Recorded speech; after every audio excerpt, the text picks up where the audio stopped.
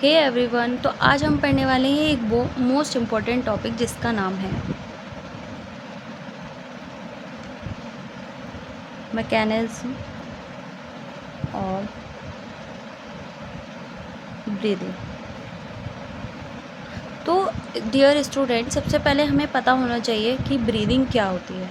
Actually ये जो topic है हम पढ़ते हैं breathing and exchanges of gases, chapter 17।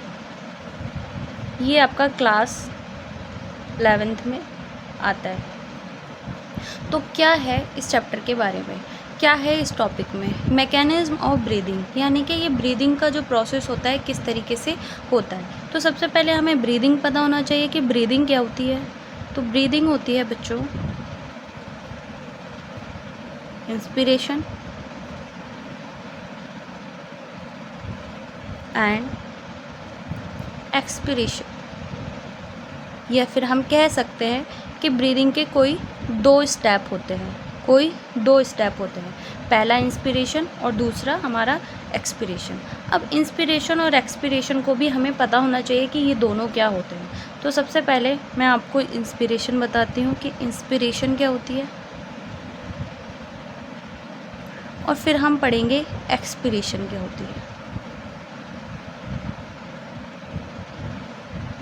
बच्चों, इंस्पिरेशन क्या होती है कि एनवायरमेंटल एयर जो होती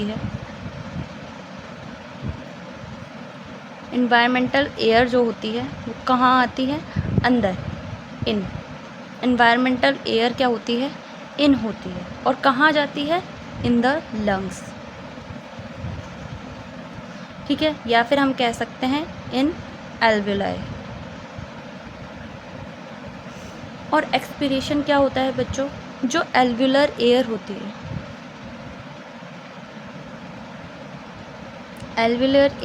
है, वो कहाँ जाती है, कहाँ से जाती है, एल्वुलर एयर आती है बाहर। एल्वुलर एयर क्या होती है, आउट होती है।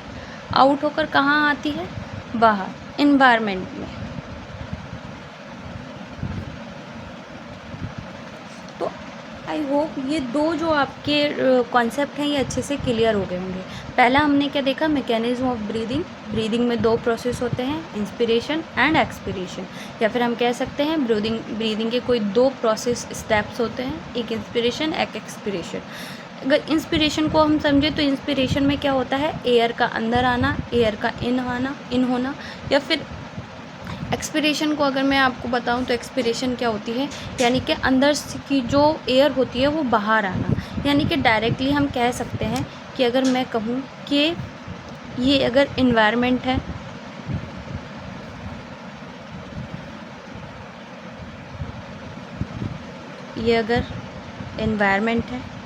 और ये हमारे क्या है,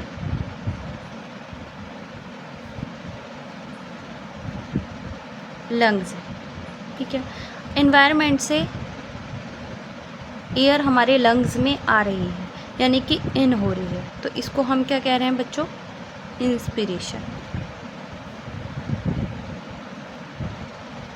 तो यहाँ तक ये चीज़ क्लियर है। और अगर मैं वहीं पे कहूँ कि जो लंग्स हैं, जो हमारे